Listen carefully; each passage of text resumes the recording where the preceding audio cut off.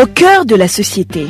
Au cœur de la société est une émission préparée en synergie par les radios Inzamba Agatekakawe, Radio RPA Ijuya Wanyagihugu, ainsi que la radio-télévision Renaissance. À partir du mois d'août cette année, le gouvernement du Burundi interdira l'errance des animaux domestiques pour la recherche de pâturage, y compris même les vaches. Un délai de 3 ans que le gouvernement avait donné aux éleveurs pour se préparer aura pris fin.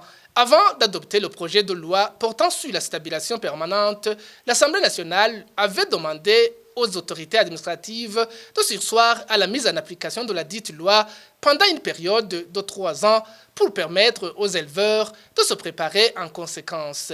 Quel sentiment des éleveurs des différentes provinces du Burundi à la veille de la mise en application de cette mesure? La stabilisation permanente est-elle bénéfique pour les éleveurs? Voilà sur quoi va porter ce mini-magazine au cœur de la société de ce 27 février 2021.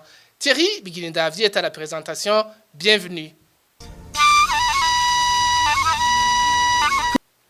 En date du 16 août 2018, l'Assemblée nationale a voté à l'unanimité le projet de loi relatif à la stabilisation permanente et à l'interdiction de la divagation des animaux domestiques et de la basse-cour au Burundi.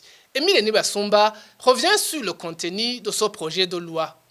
La loi de 2018 sur la stabilisation permanente oblige à tout éleveur de faire enregistrer ses animaux auprès de l'autorité vétérinaire communale. C'est l'article 4. Au moment de la demande de l'enregistrement, stipule l'article 8, chaque éleveur du monde rural et périurbain est tenu de faire preuve de possession d'une quantité suffisante de cultures fourragères variées suivant les normes zootechniques définies par ordonnance du ministre ayant l'élevage dans ses attributions. Les espaces pâturables publics peuvent être transformés en prairies où les éleveurs peuvent avoir accès pour couper le fourrage ou la litière, et ce, suivant la décision et les modalités arrêtées par l'autorité foncière compétente. C'est écrit à l'article 9 qui précise également que les animaux ne peuvent pas avoir accès à ces prairies. La loi interdit la divagation du bétail. Selon l'article 22, le déplacement à l'intérieur de la commune ou d'une commune à une autre est accompagné d'une feuille de route de l'administrateur communal et d'un certificat sanitaire délivré par l'autorité vétérinaire communale. La loi prévoit également des amendes de 1000 à 100 000 francs pour ceux qui la violent. Cette loi de 39 articles envisage également des mesures préalables d'accompagnement pour sa mise en application. Ces mesures d'accompagnement énoncées à l'article 36, c'est notamment la vulgarisation de la loi, le renforcement des capacités des éleveurs et des encadreurs de l'élevage, l'extension du service d'encadrement de proximité, la disponibilité et la vulgarisation de semences fourragères, la mise en place d'un fonds de subvention des intrants d'élevage, la facilitation de l'accès au crédit pour les éleveurs, ainsi que la mise à la disposition des éleveurs des animaux reproducteurs et d'élevage à haut potentiel génétique. Bertrand Gendakurio de la radio Inzamba a contacté les éleveurs du grand bétail de différentes provinces du Burundi. Cette décision est injuste et a été prise d'une façon unilatérale par le gouvernement du Burundi pour certains éleveurs du sud et de l'ouest du pays. Par contre, certains éleveurs du nord du pays estiment que cette mesure sera bénéfique. Nous, les habitants de la province Bururi, trouvons cette mesure injuste parce qu'on n'aura pas assez de moyens pour élever notre bétail dans ces conditions. C'est une discrimination. Nous demandons au président de la République pour qu'il entende nos soucis et de surseoir à cette mesure. On n'y voit pas d'inconvénient, franchement.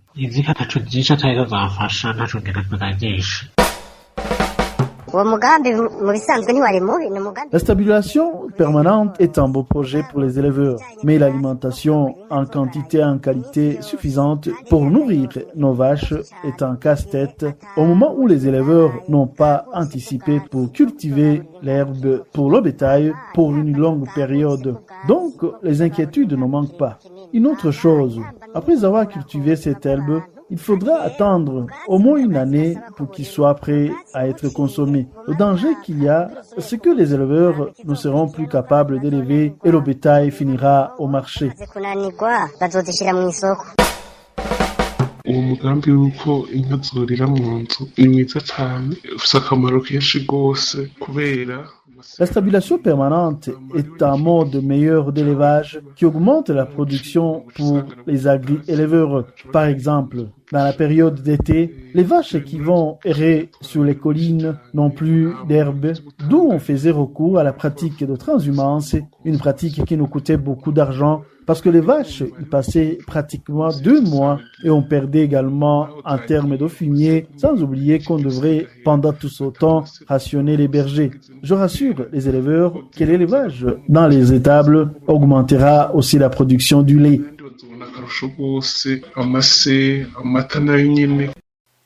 La stabilisation permanente des animaux domestiques, comme les vaches par exemple, est un beau programme selon un docteur vétérinaire burundais qui a passé la grande partie de sa carrière dans le secteur de l'élevage du gros bétail, à condition que les éleveurs soient d'abord formés pour connaître les techniques élémentaires qu'exige l'élevage intensif qui n'étaient pas nécessaires pour l'élevage extensif.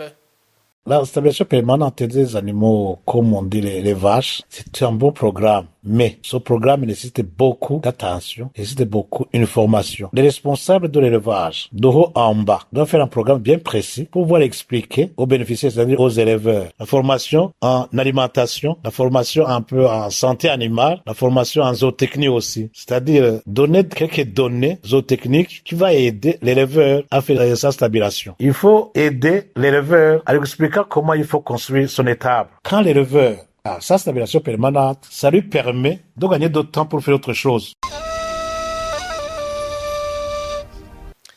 La stabilisation permanente est un mode d'élevage moderne qui peut assurer une bonne production à condition que les éleveurs soient suffisamment sensibilisés pour abandonner l'élevage de prestige. Et voilà, c'est par ici que prend fin ce mini-magazine au cœur de la société d'aujourd'hui. Thierry Biguilindavi était à la présentation. Au revoir.